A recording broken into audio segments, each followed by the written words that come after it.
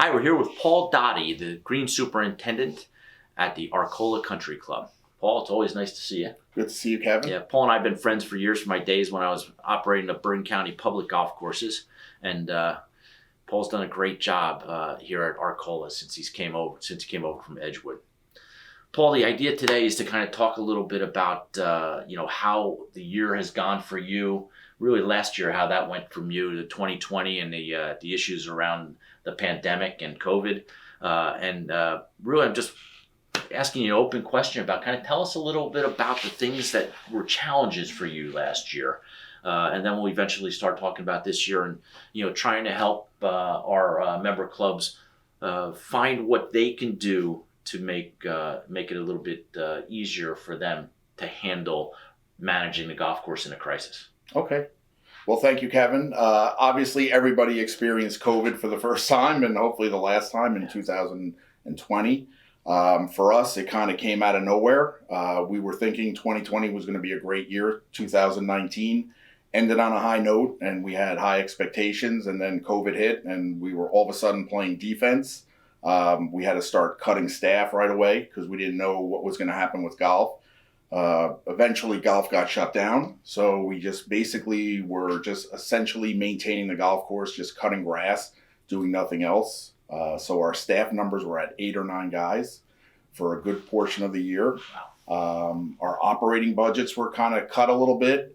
Capital budgets were put on hold. We didn't want to purchase any equipment until we knew what was going to really happen. So, so we started off 2020, in a defensive mode, and little did we know things were going to change a couple months after. Yeah. The strategy for all businesses were to kind of just be protective for a while because there was so much uncertainty. We didn't know how it was going to turn out. Right. So were the particular challenges, was it, labor? Once we got started again, I think the golfers wanted to play, and yet the golf course staffs were just at a bare minimum. How did you handle that? How did you get your guys back on the job? Did they come back willingly? And when they came back, did they all come back at once, or how did you handle it? So we did do some pretty good planning in advance here. We kind of had a ladder system of when restrictions were eased. This many guys were going to come back every week until we felt like we were at numbers that we can properly maintain the golf course. Lucky for us, most of our guys were here, so they were able to come back when we wanted them to. We had some guys in the Dominican Republic that couldn't get back here. And then obviously we have half of our staff lives in New York City. So those were the last guys we brought because that was the epicenter of the pandemic at the time. So we wanted to leave them. We brought them back in June. And then we know what was happening with unemployment benefits. They made it so attractive for people not to come back to work that we were fortunate that all of my men returned to work. Nobody ever really took any time off for the remainder of the year. So that was a plus for us. Yeah, no question. I know that, the State Golf Association had a personal interest in how Arcola came back from the pandemic because we had our state amateur here last year. The golf course by the time we ran the state amateur was just in perfect condition. We couldn't have been happier, and we had a great championship, and crowned a great champion. Was there anything you had to do differently? I would imagine that there were supply chain issues and as we said, labor issues, but and then also the fact that members wanted to play now that the golf courses were open. Did you have to do anything different to get the golf course into that good a shape for a major championship? Well, we were really working a lot more hours leading up to the event.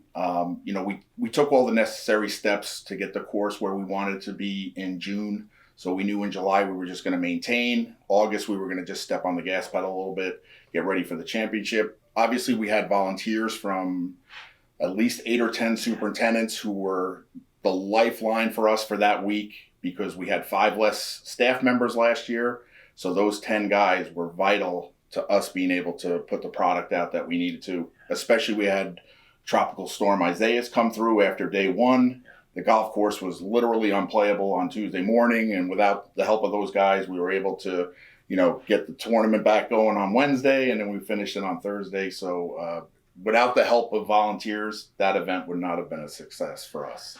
You think you'd have, you thought you had all the bad things happen to the golf course that could possibly happen, and then when the major championship comes, after the first day, you get a tropical storm. Yeah. The way you put the golf course back together with the help of obviously your own staff and those volunteers was incredible. Any other tournament, we probably would have had to skip another day, but we were back the next day after it, and it was just it was great for us as an organization.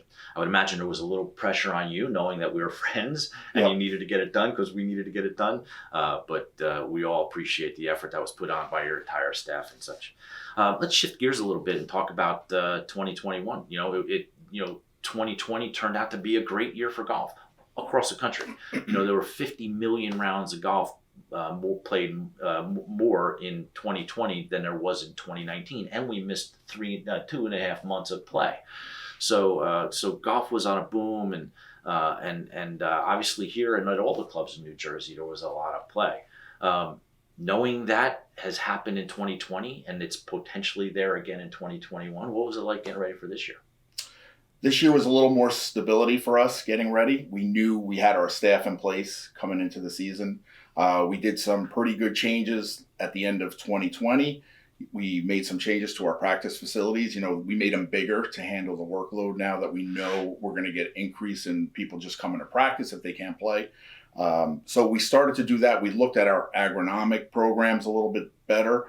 Here it's all about playing conditions. We pride ourselves on green speeds and firmness. And so we had to take the necessary steps in the off season to get the greens where they need to be. A lot of clubs are doing this now. We're using more riding mowers to help, reduce labor usage. Bunker maintenance is still at a premium, but we're starting to find ways that we can get around that. So I think we're really trying to plan for what's coming ahead in the coming years. Certainly labor is an issue. You hear because of the fact that the unemployment payments are still coming, that people just aren't going out and working just yet. Some of these jobs are having a tough time finding people to fill them. Are you having that issue at all? Are you at full capacity, or is there still still some people there still positions that you like to fill? We're fortunate we're at capacity right now, so we're good. We're where we need to be. We're noticing that when we do need to replace a worker, we're not getting anybody in their 20s or 30s. It's people that are in their 40s and 50s that are coming for the jobs. Their longevity is going to be another 10 years maybe. So we don't have those people that we could bring in, groom them, make this into their career. So we're finding that is going to be the biggest problem. We do ask a lot of our staff, they're up at, 4 o'clock in the morning, they're leaving their house in New York City to get here or wherever they live in New Jersey. So, and then they're working in the elements. And now you have other jobs that are offering, better pay or similar pay with more even keeled hours, working in air conditioning or heat or whatever. So we do ask a lot of, of our staff. Yeah. So, and we appreciate it. They're here every day. So we think we really have a good team, but more importantly, we have a good family here. Yeah, and I know we, as club members and golfers, don't thank the maintenance staffs enough. But to provide these playing fields on a daily basis is a challenge under all the conditions, and certainly when we have a crisis like this, and then the boom afterwards is difficult. So we all have a debt of gratitude. Yeah. Are there things when you look back on 2020 during the course of the shutdown and then the preparation to get back up and running? Are there things that you would have done a little bit differently?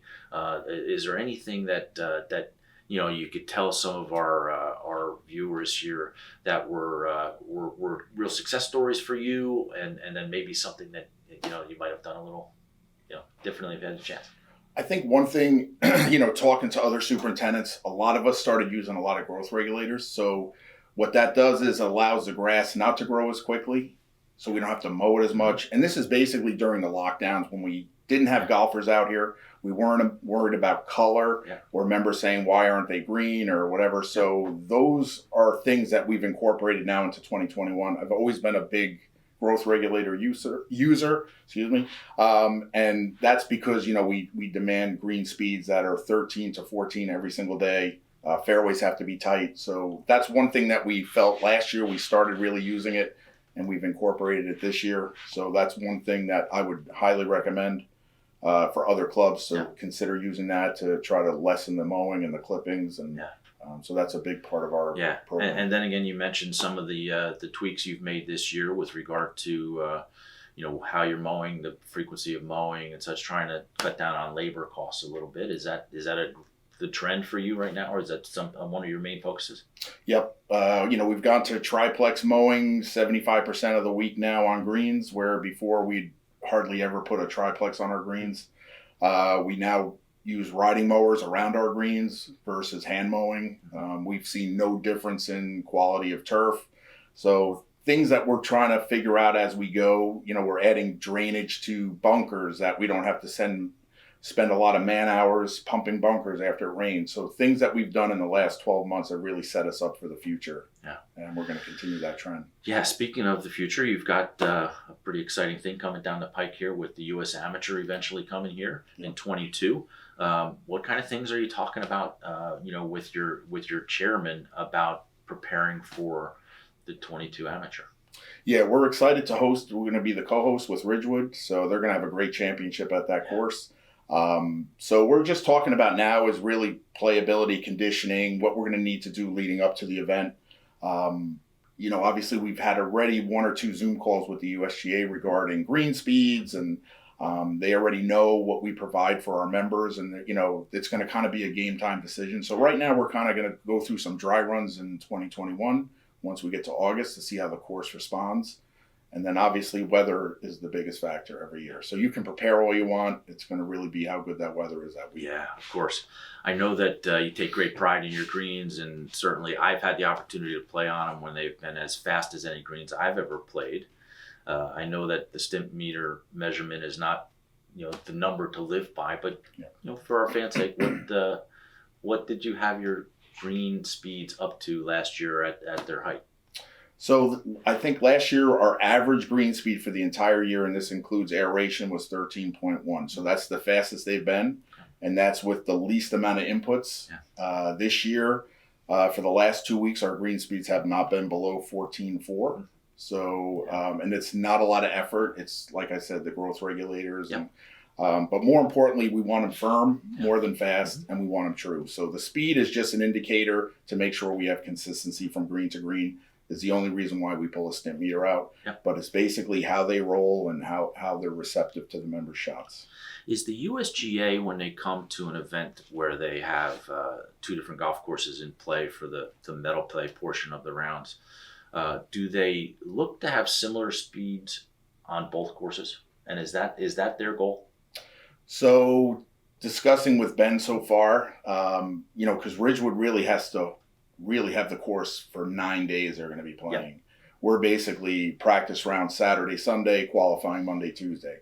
So we really need to be peaked on Saturday, Sunday, and our speeds need to be there. Where Ridgewood, he said maybe they won't need to peak until Friday of that week. So our greens, depending on conditions, then they may ask us to have them at 13. They may ask us to have them at 12. It all depends on how their setup is going to be. But we're going to be peaking at 2 different times for sure. Are you enjoying that challenge? The opportunity to participate? I know that, this, Ridgewood has had, the FedEx Cup for a number of times in Northern Trust, and before that the Barclays. This is your opportunity to kind of show your golf course off at that level, at the national championship level, and I would imagine it's an exciting thing for you. It is. It's exciting for the club, to know we're going to be on this, a big stage with Ridgewood. Todd, this is going to be old hat for Todd Rash, who's the superintendent there.